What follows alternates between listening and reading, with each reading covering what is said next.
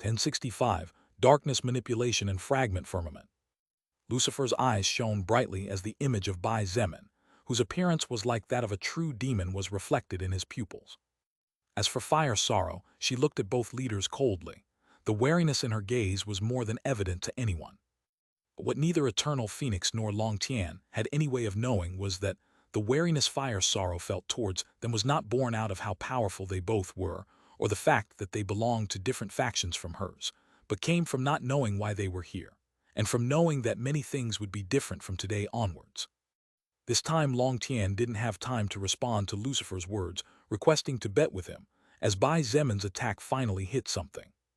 The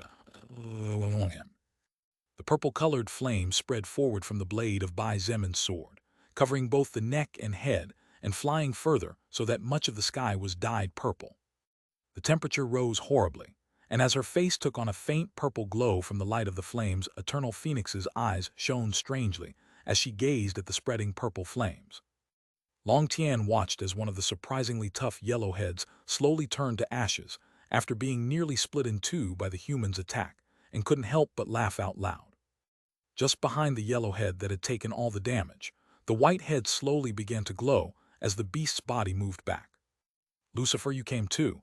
This world is really interesting, don't you think?" Long Tian said while laughing. Sensing danger and hearing Alenora's warning, Bai Zemin spat out an insult but without hesitation retreated. With a single flap of his ash-gray wings, he became a blur, and less than a second later the area where he stood was bombarded by ice and fire. The nine-headed immortal dragon writhed in pain, and the roar of pain that escaped from his 7 heads was extremely heartbreaking. "I will definitely tear you into 10 million pieces before devouring you bit by bit."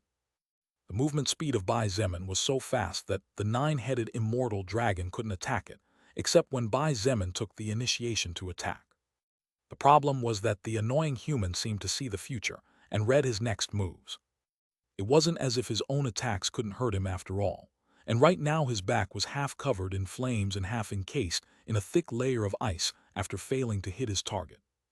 Watching as the white head glowed and let out a terrifying shriek, Bai Zemin subconsciously gritted his teeth.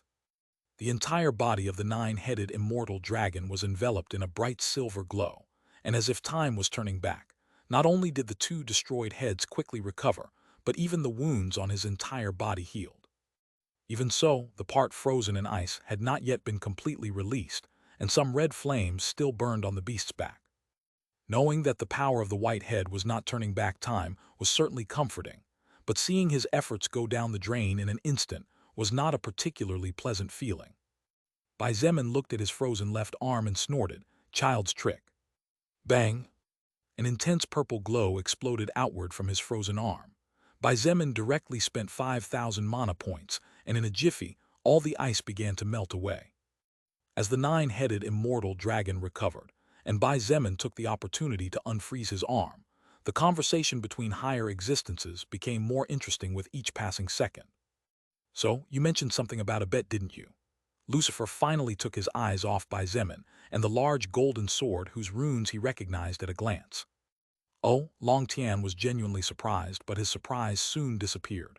He shook his head and said wryly, "Indeed, but forget it. There's no point betting if we're both going for the same champion." In Long Tian's eyes, the victor between the battle between a level 100 soul evolver and a level 400 soul evolver that could become a higher existence was obvious, even if he put aside the fact that the soul evolver 300 levels lower was a human against a dragon. Lucifer looked at Long Tian in silence for a moment, and the more he looked at him, the weirder his gaze became. Dragons were proud creatures by nature. To them, all other races were garbage in comparison to their hard and tough bodies, as well as their high natural magical talent. As the god of all dragons, Long Tian was naturally far prouder than all the other dragons. He was so proud that subconsciously, or perhaps not wanting to see the reality in front of him, he was overlooking the fact that the little human facing the level 404th Order dragon was only a level 102nd Order soul evolver. Lucifer was tempted to ask Long Tian if when he was a level 100 dragon he could fight another dragon but 300 levels above his own. However, Lucifer knew how to seize a good opportunity when it came his way, so he smartly kept his mouth shut. Instead, he smiled, "Oh, I won't bet on the dragon."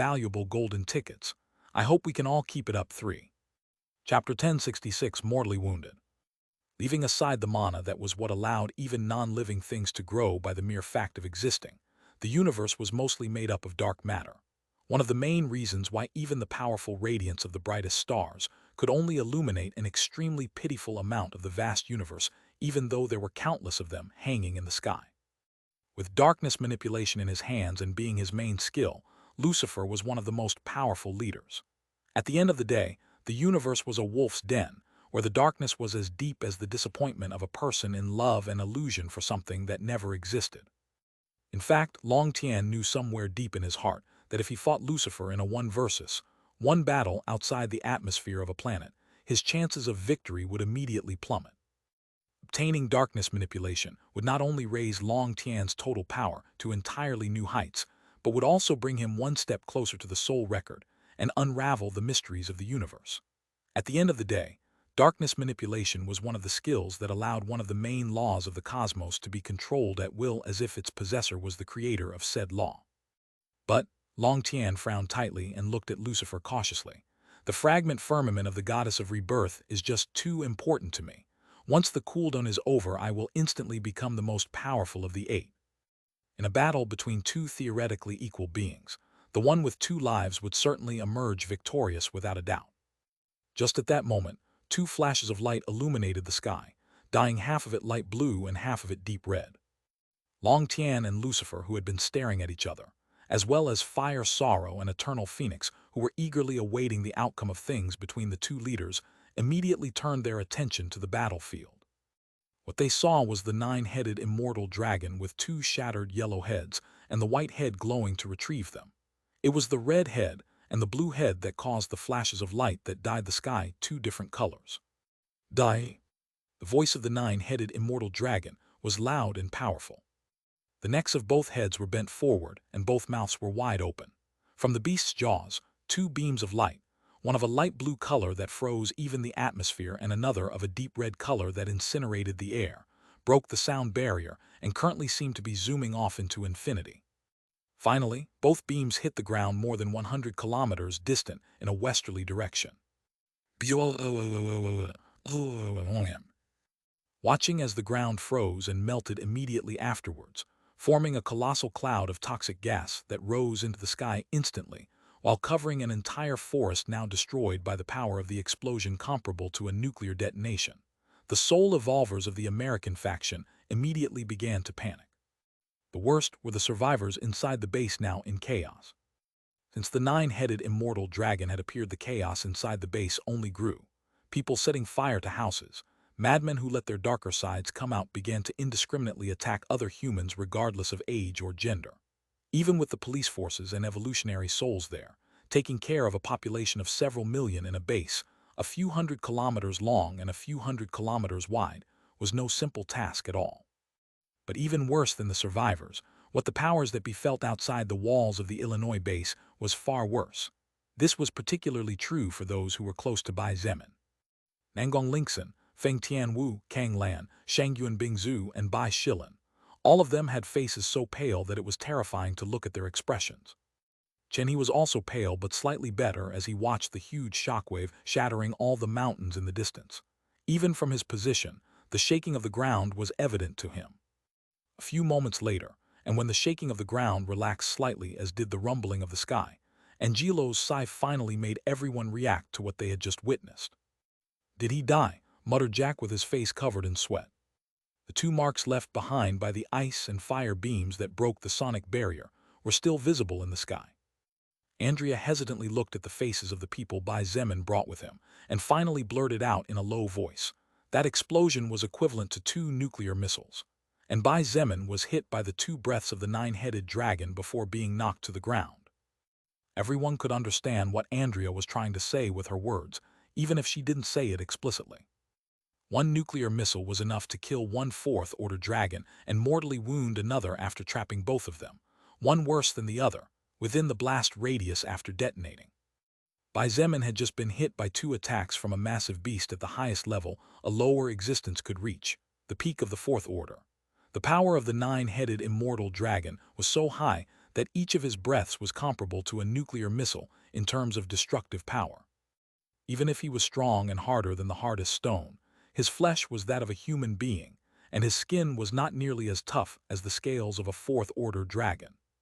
Shangyuan Bingzhu felt as if the world was falling down on her.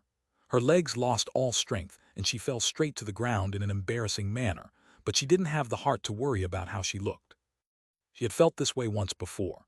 It was when Bai Zemin was assaulted by the crimson energy beam at the bottom of the ocean, and she had left him for dead after realizing the terrifying power of that mysterious weapon.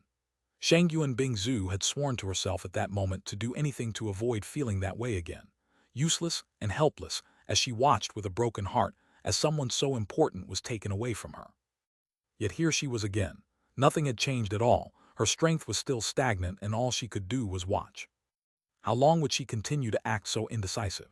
Where had that Shangyuan Bingzu that once she had set her eyes on a goal, she would not rest until she achieved it gone. Evolution was supposed to make all beings in the universe gradually approach their highest state of perfection, but Shangyuan Bingzu felt that instead of improving, she was regressing. No, he is definitely still alive. Everyone, including the stunned Shangyuan Bingzu, turned to stare in surprise at the person who had shouted twice loud enough to make the ground in the surroundings shudder slightly. With her chest rising and falling heavily accompanying each of her heavy breaths, Eleonora stared at the ground in the distance where Bai Zemin's body had been dragged after being hit by the two dragon breaths. She held the small communication device to her mouth and shouted, "Hey, old man, do you hear me? What's with those slow movements of yours? I warned you what that beast was going to do, didn't I? Get up. Didn't you say that someday your name would shake the universe? Now it turns out you're nothing but a clown."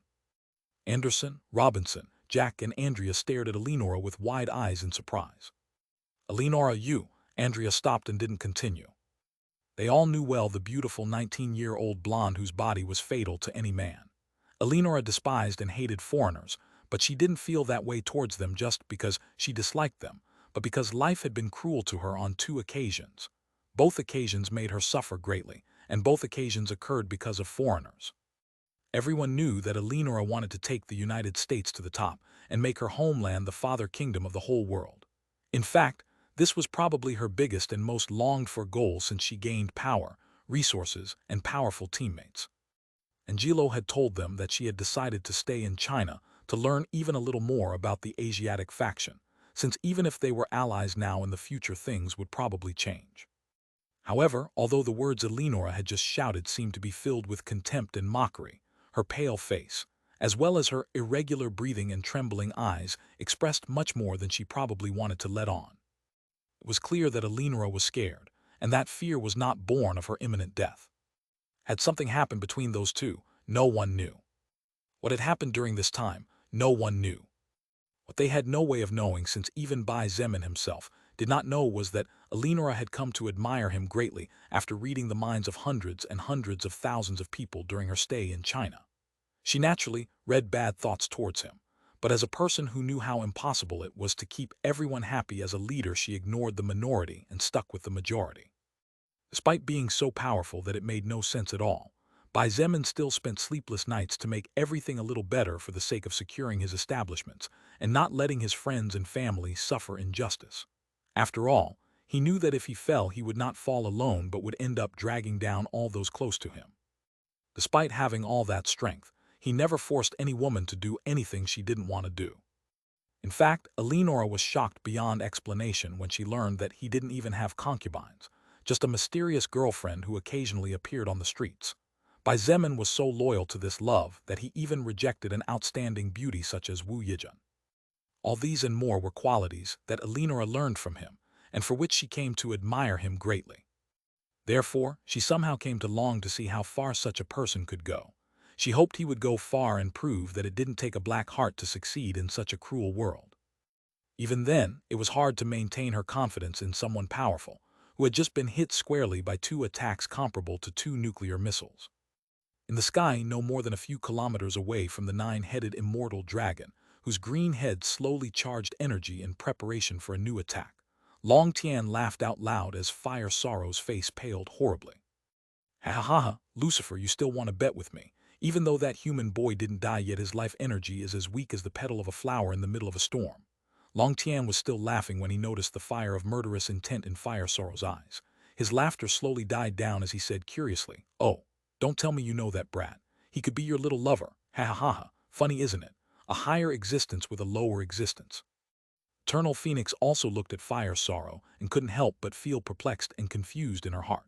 It was clear that the second in command of the demonic army was suffering greatly, but Eternal Phoenix did not understand why Fire Sorrow would suffer from the downfall of an inferior existence. Even if she had got to know the boy, it had definitely been for 1 year at most. After all, Eternal Phoenix knew that a year ago Fire Sorrow did not know of the existence of Earth, and therefore it was impossible for her to meet Bai Zemin. A woman who had only lived a short time could fall in love with a man in a short time, but a woman like Fire Sorrow, who had seen worlds and eras come to an end over and over again, would definitely not. Besides, It was no secret to anyone that she was still attached to an unknown love from the past. Lucifer gave Fire Sorrow a sidelong glance, and after a moment of silence said in puzzlement, "Old friend, why are you so agitated?" Lucifer's words ignited a flare of rage in Fire Sorrow's heart to the point where part of her murderous intent began to focus on him. Was he asking her why she was so agitated? Was this situation not enough? Backslash, backslash, backslash, backslash, backslash, backslash, backslash. Guys, sorry, only one chapter for now. I may write more later, probably. Something unexpected happened and I'm not in the mood to write anymore. Really, thank you very much to all those who send gifts to the novel and support with valuable golden tickets. I hope we can all keep it up. 3. Chapter 1067, Fifth Order Blood Manipulation and a New Memory. The thought of losing her loved one for the second time was something that Fire Sorrow did not want to cross her mind. Only someone who had lived through millions of years of regret and sorrow would be able to understand how she felt. Others would simply see it as a massive exaggeration on her part. It was true that Bai Zemin might not be the Sirius that Fire Sorrow knew. It was also true that Bai Zemin might not even be the reincarnation of Sirius' soul. However, even if it was only a slim probability that the young man she met was the soul of the one she loved so much in the past, Fire Sorrow didn't want to let go of that probability no matter what. She could sense that Bai Zemin was alive, but as Long Tian pointed out in a disdainful voice, his life was fragile and weak like a broken wooden boat floating deep in the ocean during a night of thunder and raging winds. It was only a matter of time before the small flame of fire that kept the candle wick burning would be extinguished. Definitely not. Fire Sorrow was willing to make her greatest sacrifice to prevent such a thing from happening. I don't want to live with any more sorrow. No more. Not a second time. It was only when her purple eyes filled with anger and sadness looked into the eyes of one of the few people she could call a friend that Fire Sorrow calmed down a little.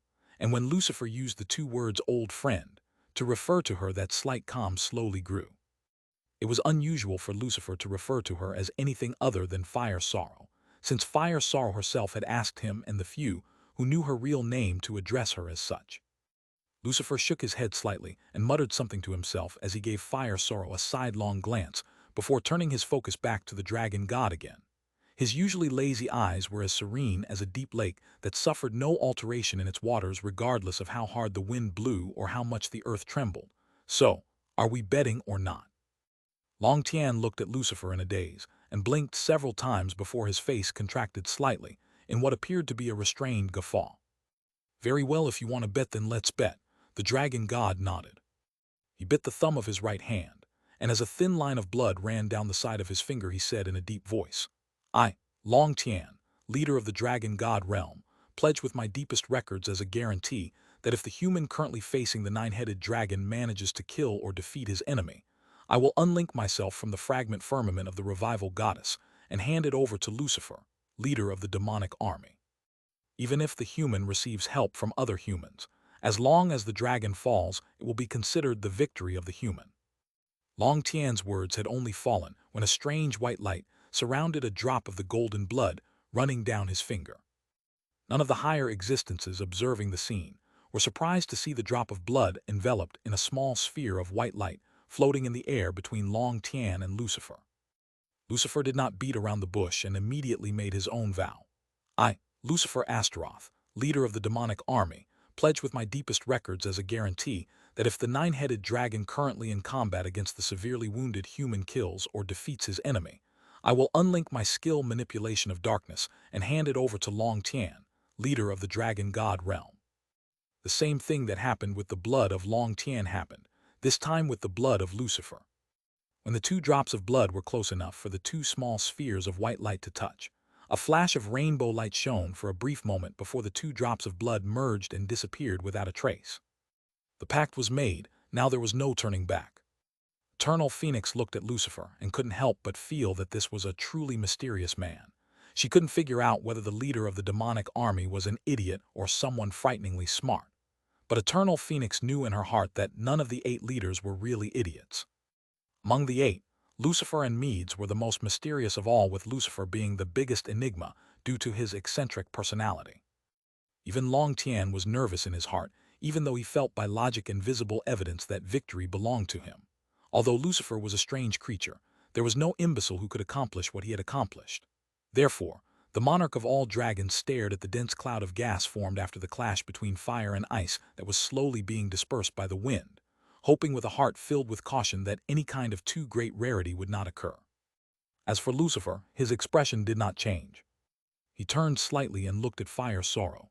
You said that Brat has a skill that allows him to upgrade others, correct? Why, yeah, Fire Sorrow nodded despite her confusion. In that case, let's hope he bet right. Lucifer nodded. He looked toward the center of the white cloud and said under his breath, "Come on, Brat. This daddy is betting big here." In reality, Lucifer was also not confident in the victory of Bai Zemin. Level 100 human soul evolver killing or defeating a level 400 dragon race soul evolver. Even if Sirius grew 3 times, he still wouldn't be able to accomplish such a feat in the past. This time he was making a great leap of faith. He wanted to believe that an anomaly like Lilith, who in Lucifer's eyes was the key that had opened the Pandora's box, would not become so fond of a normal human baby. Thinking about it, Lucifer frowned slightly, and as he carefully looked around the surroundings he thought, "Where are you, bloody succubus?" /////. It hurts. It really hurts. It hurts like hell. Although Bai Zemin's brain wanted to shut down as an automatic response to the overwhelming measure of pain he was feeling, he wouldn't let it. He knew that the moment his consciousness came to rest would mean the eternal end for him.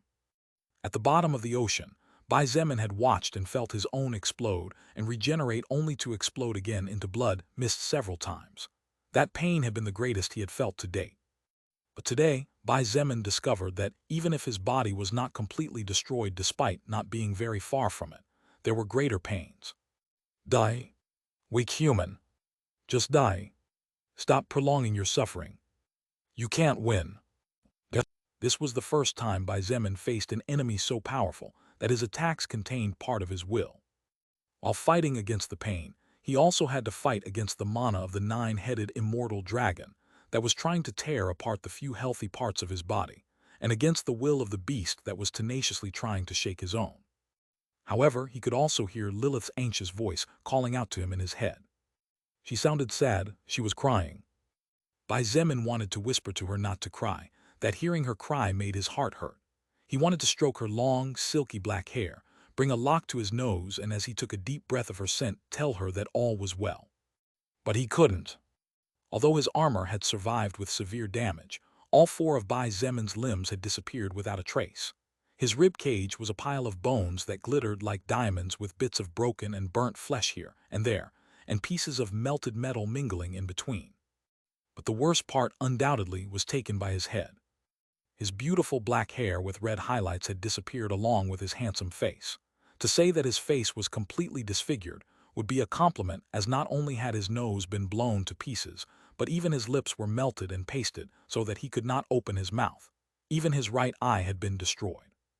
Had it not been for the fact that Bai Zemin barely managed to cover his head, with both arms raised in the shape of an X, his life would have already been over when he was hit by 2 attacks equivalent to 2 nuclear missiles.